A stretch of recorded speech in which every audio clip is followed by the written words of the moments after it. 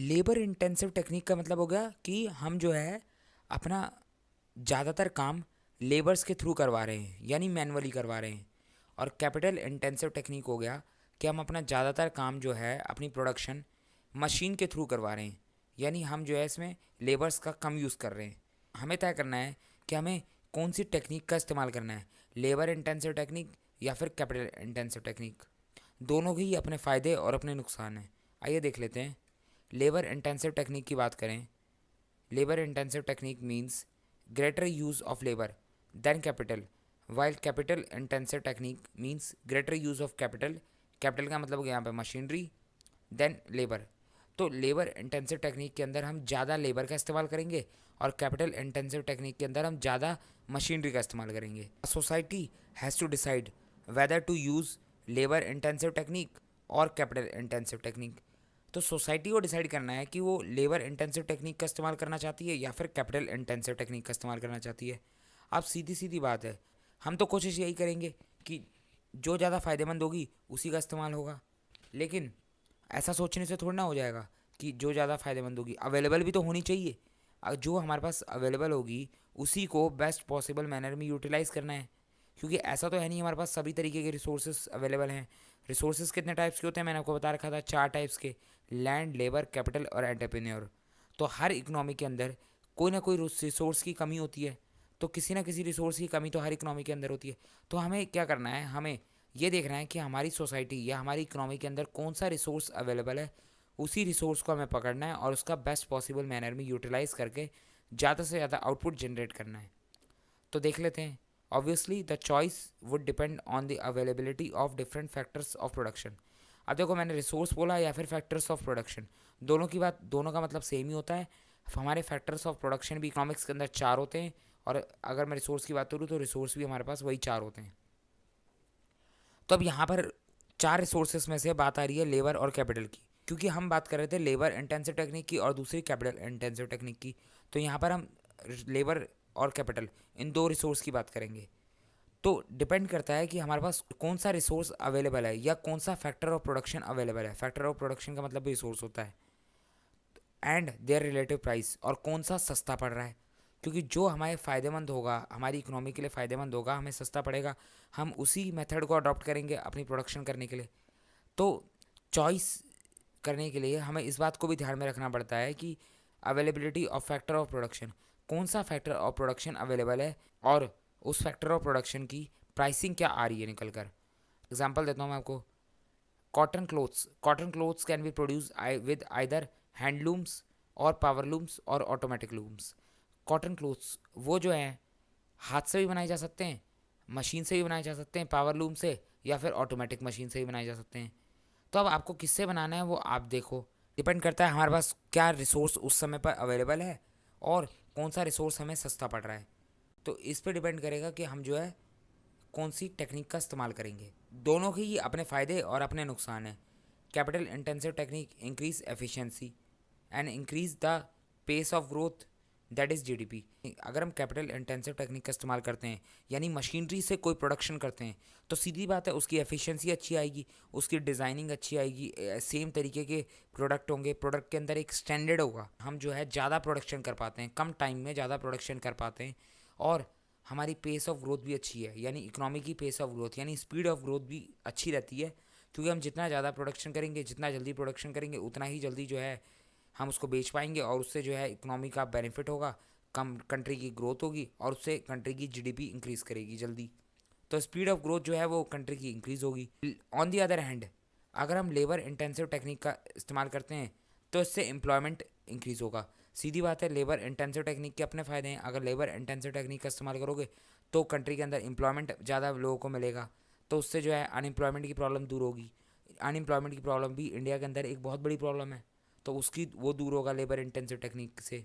The choice between labour intensive and capital intensive becomes a problem because both have its own merits और demerits. तो ये choice दोनों के बीच कौन सा टेक्निक का इस्तेमाल करना है, लेबर इंटेंसिव या फिर कैपिटल इंटेंसिव, ये अपने आप में एक प्रॉब्लम है, क्योंकि दोनों के ही अपने फ़ायदे और अपने नुकसान हैं। अगर आप कैपिटल इंटेंसिव यूज़ करते हो तो आपकी एफिशिएंसी अच्छी आएगी, स्पीड ऑफ ग्रोथ अच्छी होगी, जीडीपी इंक्रीज करेगी, लेकिन आपकी अनएम्प्लॉयमेंट बनने के भी चांसेस हैं। लेकिन अगर आप लेबर इंटेंसिव टेक्निक का इस्तेमाल करते हो तो आप अनएम्प्लॉयमेंट को कम कर पाओगे, ज़्यादा से ज़्यादा लोगों को एम्प्लॉयमेंट दे पाओगे, लेकिन उससे आपकी स्पीड ऑफ ग्रोथ जो है यानी आपकी जीडीपी लो हो सकती है और एफिशिएंसी भी कम आएगी। तो सभी के अपने फ़ायदे और अपने नुकसान हैं। इन कंट्रीज़ लाइक इंडिया जैसी कंट्री की बात करें, कैपिटल इज़ सो स्केयर। मैंने पहले भी कहा था, इंडिया के पास कैपिटल की कमी है, हमारे पास पैसों की कमी है, हमारे पास लेबर बहुत है लेकिन पैसों की कमी है। तो capital is so scarce that fuller utilization of labour is not possible because employment of labour needs capital. India के पास कैपिटल की कमी है और कैपिटल की कमी होने की वजह से हम जो है लेबर का फुल यूटिलाइजेशन नहीं कर पाते। क्यों? क्योंकि कैपिटल की कमी है। तो कैपिटल इन्वेस्ट करते हैं तभी तो एम्प्लॉयमेंट जनरेट होता है। अगर हम कैपिटल इन्वेस्ट ही नहीं करेंगे, अपने फंड्स को इन्वेस्ट ही नहीं करेंगे, तो एम्प्लॉयमेंट जनरेट नहीं हो पाएगा, और एम्प्लॉयमेंट जनरेट नहीं होगा तो लेबर का फुल यूटिलाइजेशन नहीं होगा। हमारी कंट्री के अंदर जितनी लेबर है उतनी ही बेरोजगारी भी है। हमारी कंट्री के अंदर जितनी लेबर है, क्या सभी लोगों की स्ट्रेंथ का फुल यूटिलाइजेशन हो रहा है? नहीं। इंडिया के अंदर अनएम्प्लॉयमेंट बहुत ज़्यादा है। क्यों? क्योंकि पेमेंट देने के लिए आपको कहीं ना कहीं कैपिटल की ज़रूरत पड़ती है।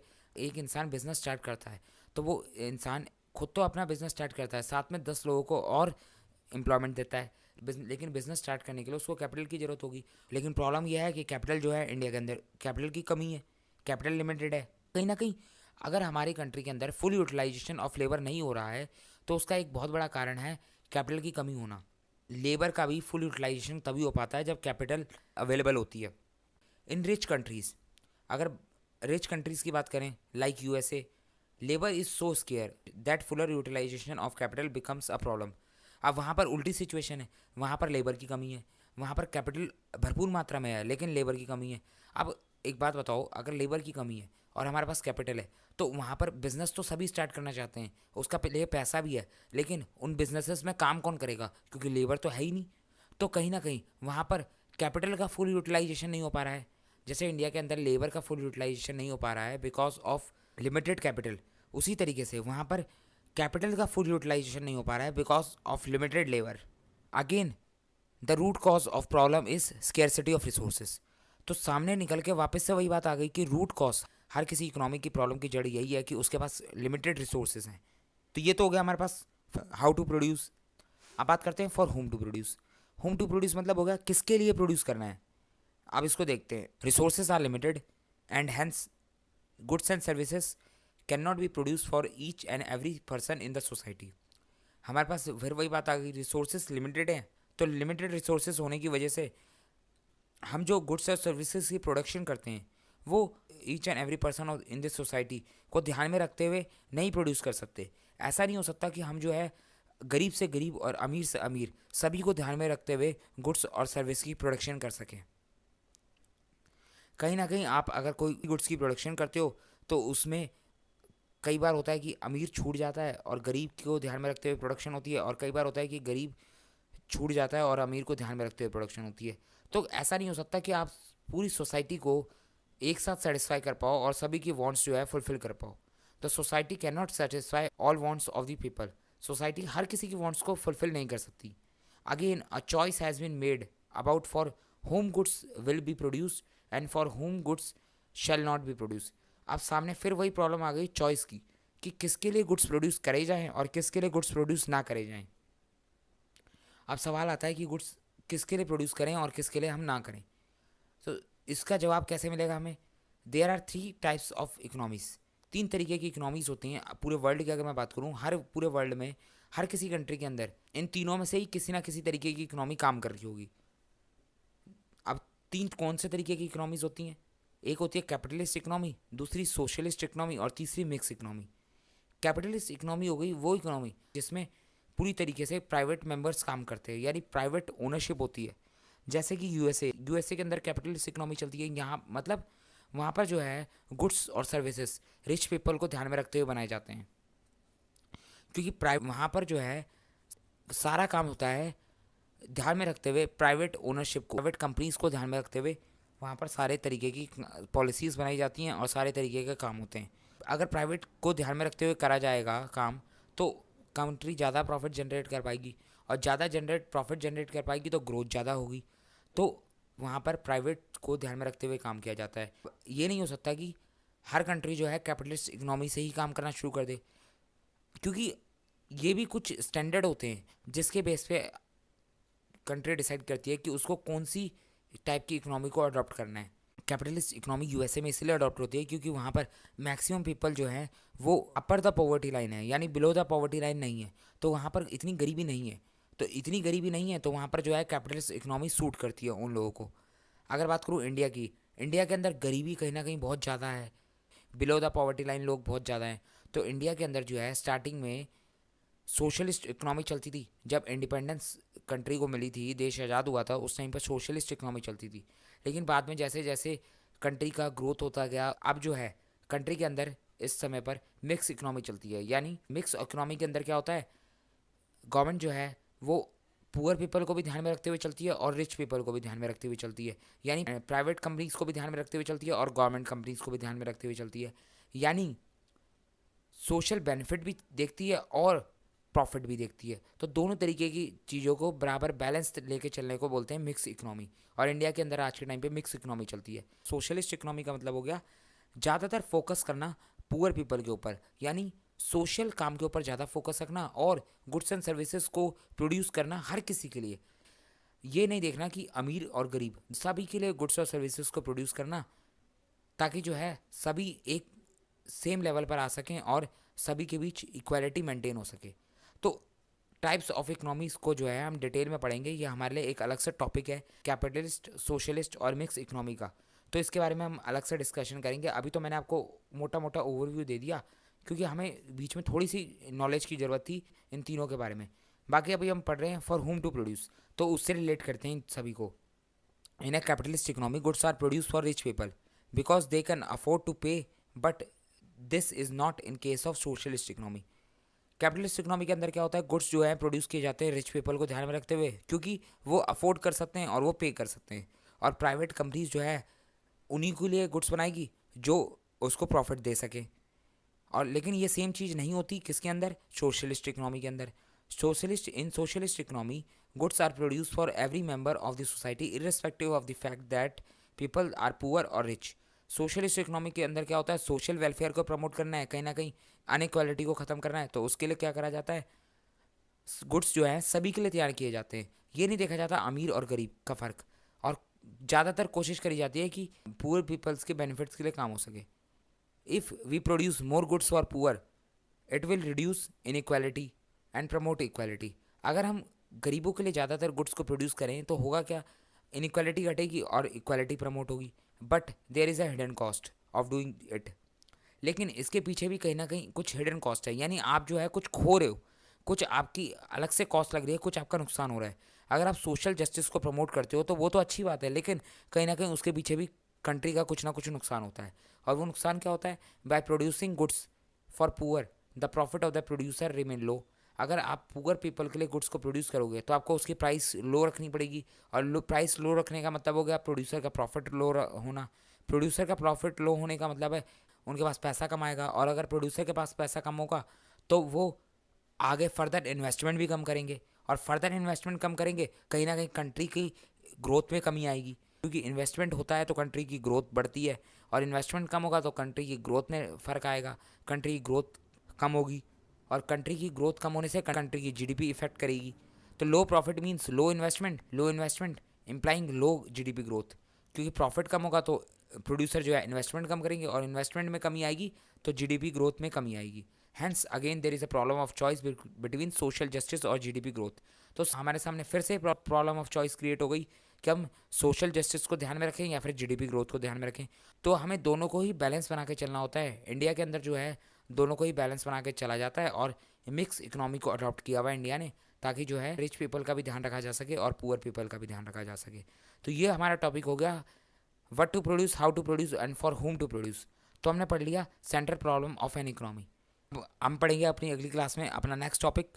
अगर आपको कोई डाउट है तो आप कमेंट सेक्शन पे कमेंट कर सकते हैं, और अगर वीडियो पसंद आई तो वीडियो को लाइक कीजिए, और इस वीडियो को ज़्यादा से ज़्यादा शेयर कीजिए। और आप जितना ज़्यादा वीडियो को शेयर करेंगे, वीडियो को लाइक करेंगे, चैनल को सब्सक्राइब करेंगे और अपने दोस्तों से भी करवाएंगे, उतना ही ज़्यादा हमें मोटिवेशन मिलेगा, और हम आपके लिए और आगे इसी तरीके से काम करते रहेंगे। अब मिलते हैं हम अपनी अगली क्लास में। हेलो दोस्तों, आप लोग देख रहे हैं माउंट एजुकेशन। आज हम अपनी माइक्रो इकोनॉमिक्स की नेक्स्ट क्लास को स्टार्ट करेंगे। तो क्लास स्टार्ट करने से पहले अगर आप इस चैनल पर नए हैं तो आप इस चैनल को सब्सक्राइब कर दीजिए, वीडियो को लाइक कीजिए और बेल आइकन को प्रेस कर दीजिए। चलिए ये दोस्तों स्टार्ट करते हैं हमारी आज की क्लास। आज जो है हमें पढ़ना है types of economies. Types of economies की बात करूँ अगर मैं, तो पूरे वर्ल्ड लेवल पर 3 टाइप्स की इकोनॉमीज़ होती हैं। First socialist economy, second capitalist economy, third mix economy. तो 3 टाइप की इकोनॉमीज़ मैंने आप लोगों को बताई। अब देखो तीनों के बीच एक बेसिक डिफरेंस मैं आप लोगों को समझा देता हूँ। सबसे पहले अगर मैं बात करूँ सोशलिस्ट इकोनॉमी की, तो सोशलिस्ट इकोनॉमी का मेन मोटिव होता है सोशल वेलफेयर। यानी इस टाइप की इकोनॉमीज़ में कंट्री की गवर्नमेंट का मेन फोकस इस बात पर रहता है कि किसी भी तरीके से सोशल वेलफेयर हो और सोसाइटी के अंदर इक्वालिटी मेंटेन हो सके। अब अगर मैं बात करूं कैपिटलिस्ट इकोनॉमी की, तो कैपिटलिस्ट इकोनॉमी का मेन मोटिव होता है कि किसी भी तरीके से प्रॉफिट मैक्सिमाइजेशन हो, यानी किसी भी तरीके से ज़्यादा प्रॉफिट आना चाहिए, चाहे वो कोई भी तरीका हो, चाहे उसके कारण से सोसाइटी के अंदर इनइक्वालिटी क्यों ना क्रिएट हो रही हो, या मैं कहूँ इनइक्वालिटी को क्यों ना बढ़ावा मिल रहा हो। अब मैं तीसरी बात करता हूँ मिक्स इकोनॉमी की। मिक्स इकोनॉमी जैसा कि नाम से ही समझ में आ रहा है, मिक्स यानी इसके अंदर सोशलिस्ट इकोनॉमी और कैपिटलिस्ट इकोनॉमी दोनों के मिक्स फीचर होंगे। जितनी अच्छी अच्छी बातें सोशलिस्ट इकोनॉमी की हैं, सोशल वेलफेयर हो गया, सोसाइटी के अंदर इक्वालिटी क्रिएट करना, इन सभी अच्छी बातों को उठा लेता है। प्लस कैपिटलिस्ट इकोनॉमी के अंदर प्रॉफिट को बढ़ावा मिलना, प्रॉफिट बढ़ेगा तो कंट्री की ग्रोथ भी बढ़ेगी, तो कंट्री की ग्रोथ रेट को बढ़ावा मिलना, इसको उठा लेता है, उठा के एक मिक्स इकोनॉमी बना देता है। तो मिक्स इकोनॉमी का सीधा कंक्लूजन ये है, ये सोशलिस्ट इकोनॉमी और कैपिटलिस्ट इकोनॉमी दोनों की अच्छी अच्छी बातें उठाएगा और मिलाकर एक नई टाइप की इकोनॉमी तैयार कर देगा, जिसको हम कहेंगे मिक्स इकोनॉमी। अब देखो अच्छी अच्छी बातें मैंने इसीलिए बोली क्योंकि चाहे वो सोशलिस्ट इकोनॉमी हो, चाहे वो कैपिटलिस्ट इकोनॉमी हो, चाहे वो मिक्स इकोनॉमी हो, सबके अपने कोई ना कोई फ़ायदे होते हैं, तो कोई ना कोई नुकसान भी होते ही होते हैं। हर चीज़ का ऐसा नहीं हो सकता कि सिर्फ फ़ायदा ही फ़ायदा हो, या फिर हर चीज़ का ऐसा नहीं हो सकता कि सिर्फ नुकसान ही नुकसान हो। तो इसीलिए मिक्स इकोनॉमी क्या करता है, सोशलिस्ट इकोनॉमी के फ़ायदे और कैपिटलिस्ट इकोनॉमी के फ़ायदे उठाकर दोनों को मिक्स करता है और एक मिक्स इकोनॉमी तैयार कर देता है। आप लोगों को एक बेसिक आइडिया लग गया कि आखिर हम पढ़ने क्या जा रहे हैं। अब हम पढ़ते हैं अपने नोट से। Types of economies. Economic system refers to sum total of arrangements for the production, distribution, exchange of goods and services in the society. Economic system का मतलब होता है कि जब हम गुड्स और सर्विसेज का प्रोडक्शन करते हैं, डिस्ट्रीब्यूशन करते हैं और एक्सचेंज करते हैं, और इन तीनों को अगर हम सम टोटल करके बात करें तो उसको इकोनॉमिक सिस्टम कहा जाता है। तो इकोनॉमिक सिस्टम कोई बड़ी चीज़ नहीं है। हर कंट्री के अंदर प्रोडक्शन होता ही होता है, सामान प्रोड्यूस होता ही होता है, डिस्ट्रीब्यूट होता ही होता है, एक्सचेंज होता ही होता है। तो इन तीनों को जब हम मिलाकर बात करते हैं तो उसको इकोनॉमिक सिस्टम कहा जाता है। और इस इकोनॉमिक सिस्टम को कंट्री की गवर्नमेंट कंट्रोल करके रखती है, या फिर हम कहें रेगुलेट करके रखती है। यानी हर कंट्री की गवर्नमेंट इकोनॉमिक सिस्टम को कंट्रोल और रेगुलेट करके रखती है। एक बार दोबारा पढ़ लेते हैं। Economic system refers to sum total of arrangements for the production, distribution, exchange of goods and services in the society. यानी इकोनॉमिक सिस्टम का मतलब हो गया, अगर हम सम टोटल ऑफ अरेंजमेंट्स की बात करें जिसमें प्रोडक्शन, डिस्ट्रीब्यूशन और एक्सचेंज आता है, किस चीज़ का, गुड्स और सर्विसेज का, जो कि सोसाइटी में होता है, and such economic system are controlled और regulated by the of the country. और इस इकोनॉमिक सिस्टम को कंट्रोल और रेगुलेट करती है कंट्री की government. But the degree of control varies from nation to nation. लेकिन सवाल ये आता है कि डिग्री ऑफ कंट्रोल यानी इकोनॉमिक एक्टिविटी पे गवर्नमेंट का कितना कंट्रोल है, वो डिपेंड करता है नेशन टू नेशन। यानी हर कंट्री के अंदर हर कंट्री की गवर्नमेंट अपना डिग्री ऑफ कंट्रोल अपने इकोनॉमिक एक्टिविटीज़ के ऊपर डिफरेंट रखती है। In China, Russia and North Korea the degree of control is very high. Such economies where the degree of control on economic system are very high are called controlled economy और centrally planned economy और socialist economy और command economy. अब देखो अगर बात करें हम China, Russia और नॉर्थ कोरिया की, ये तो सिर्फ एक एग्जांपल है। तो इन कंट्रीज़ के अंदर डिग्री ऑफ कंट्रोल जो होता है वो बहुत हाई होता है। यानी हम कहें यहाँ की गवर्नमेंट जो है अपने इकोनॉमिक एक्टिविटीज़ के ऊपर बहुत हाई कंट्रोल लगा कर रखती है, बहुत तगड़े तरीके से कंट्रोल बना कर रखती है। अब इकोनॉमिक एक्टिविटीज़ का मतलब तो आपको पता है, प्रोडक्शन करना, डिस्ट्रीब्यूशन करना और एक्सचेंज करना, इन्हीं के सम टोटल को हम इकोनॉमिक एक्टिविटी कहते हैं। तो वहाँ की जो गवर्नमेंट है उनकी मर्जी के बिना कंट्री के अंदर प्रोडक्शन, डिस्ट्रीब्यूशन और एक्सचेंज नहीं हो सकता। पूरी तरीके से 100% कंट्रोल है गवर्नमेंट का इन चीज़ों पर। और अगर किसी कंट्री के अंदर किसी गवर्नमेंट का इस तरीके से कंट्रोल होता है अपनी इकोनॉमिक एक्टिविटीज़ के ऊपर, तो उस टाइप की इकोनॉमीज़ को, या मैं कहूँ उस कंट्री में जिस टाइप की इकोनॉमीज़ चलती है उस इकोनॉमी को कहा जाता है controlled economy, centrally planned economy, socialist economy या फिर कमांड इकोनॉमी। तो इसके कई सारे नाम हैं। अब आखिर ये चारों क्यों नाम पड़े? सबसे पहला नाम कंट्रोल्ड इकोनॉमी। आप लोगों को समझ में आ रहा होगा, डिग्री ऑफ कंट्रोल बहुत हाई है, यानी गवर्नमेंट का पूरा कंट्रोल है उसकी इकोनॉमिक एक्टिविटीज़ के ऊपर, तो इसीलिए कंट्रोल इकोनॉमी तो समझ में आता है। सेंट्रली प्लान्ड इकोनॉमी, यानी एक ही गवर्नमेंट है जो उसने पूरी तरीके से सेंट्रलाइज करके रखा हुआ है, यानी उसकी मर्जी के बिना कोई और डिसीजन नहीं ले सकता। तो सेंट्रली यानी डिसीजन सिर्फ एक ही जगह लिया जा सकता है, सेंटर में, और सेंटर में कौन बैठा है? उस कंट्री की गवर्नमेंट। तो सेंट्रली प्लान्ड इकोनॉमी है, यानी पूरी प्लानिंग होती है, पूरी प्लानिंग के हिसाब से इकोनॉमिक एक्टिविटीज़ चलती हैं। पूरी प्लानिंग गवर्नमेंट तय करती है कि क्या चीज़ प्रोड्यूस करनी है, कितना डिस्ट्रीब्यूट करना है और कितना एक्सचेंज करना है। ये डिसाइड करने का पूरा काम वहाँ की गवर्नमेंट का है, और वो गवर्नमेंट एक प्लान बनाएगी, और वो प्लान जो है सिर्फ सेंटर में बनेगा, इसीलिए सेंट्रली प्लान्ड इकोनॉमी कहा जाता है। या फिर हम उसको तीसरा नाम का सोशलिस्ट इकोनॉमी। अब गवर्नमेंट की जहाँ बात आ जाती है वहाँ पर बात आ जाती है सोशल वेलफेयर की। अब गवर्नमेंट ये तो है नहीं किसी एक को लेकर चलेगी, पूरी कंट्री में सभी को लेकर चलेगी। तो सभी को ध्यान में रखते हुए गवर्नमेंट का जो प्लान होगा, या गवर्नमेंट जिस तरीके से अपने इकोनॉमिक सिस्टम को चलाएगी, तो उसका इंटेंशन यही होगी कि गवर्नमेंट जो है लार्जर पब्लिक की सोशल वेलफेयर के बारे में सोच के चलेगी। तो इस तरीके की इकोनॉमीज़ के अंदर जो डिसीजन लिए जाते हैं इकोनॉमिक एक्टिविटीज़ के ऊपर, वो ज़्यादा सोशल वेलफेयर को ध्यान में रखते हुए लिए जाते हैं, ना कि प्रॉफिट को ध्यान में रखते हुए। तो इसीलिए हम इसको सोशलिस्ट इकोनॉमी भी कहते हैं। और चौथा हो गया हमारा कमांड इकोनॉमी, यानी कमांड देने वाला कौन है? गवर्नमेंट। सेंटर की तरफ से कमांड आएगी तो उसी को फॉलो किया जाएगा, तो इसीलिए इसको कमांड इकोनॉमी भी कहा जाता है। तो आपको क्लियर होगा कि ये चारों नाम क्यों पड़े इसके।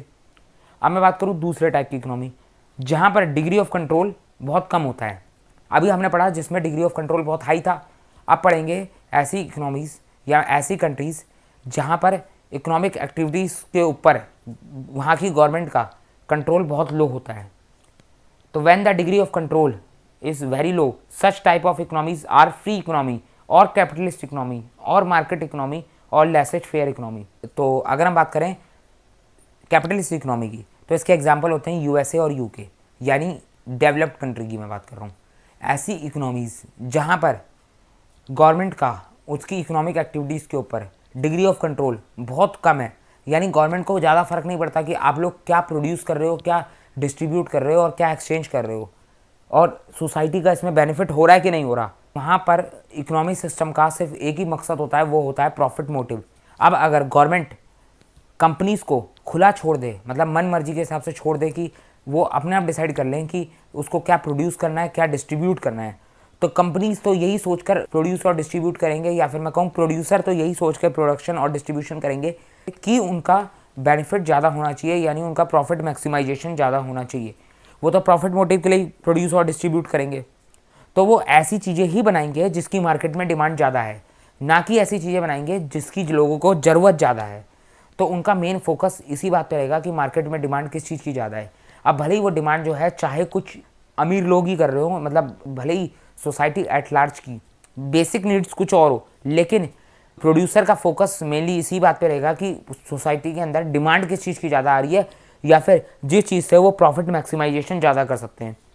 तो यहाँ पर मेनली फोकस रहता है प्रॉफिट मैक्सिमाइजेशन का, क्योंकि गवर्नमेंट ने इकोनॉमिक एक्टिविटीज़ करने के लिए प्रोड्यूसर को खुली छूट दे रखी है। अब जब खुली छूट दे रखी है तो कोई प्रोड्यूसर इसीलिए प्रोड्यूस करता है कि उसका प्रॉफिट ज़्यादा से ज़्यादा हो। तो इस टाइप की इकोनॉमीज़ के अंदर ज़्यादा फोकस रखा जाता है प्रॉफिट मैक्सिमाइजेशन के ऊपर। तो इसके भी चार नाम पड़ गए। फ्री इकोनॉमी, फ्री इसीलिए क्योंकि गवर्नमेंट ने पूरी तरीके से फ्री छूट दे रखी है कि आप किसी भी तरीके से इकोनॉमिक एक्टिविटीज़ को चला सकते हो। दूसरा हो गया कैपिटलिस्ट इकोनॉमी। कैपिटलिस्ट इकोनॉमी की बात करूँ तो यहाँ पर जिसके पास कैपिटल ज़्यादा होगी वही उस कंट्री की इकोनॉमी में राज कर पाएगा। तो जिसके पास कैपिटल ज़्यादा होगी वही इस टाइप की इकोनॉमीज़ के अंदर बिजनेस कर पाएगा या फिर ज़्यादा से ज़्यादा प्रॉफिट कमा पाएगा, क्योंकि इसमें कैपिटल का मेन रोल आ जाता है इस टाइप की इकोनॉमीज़ के अंदर।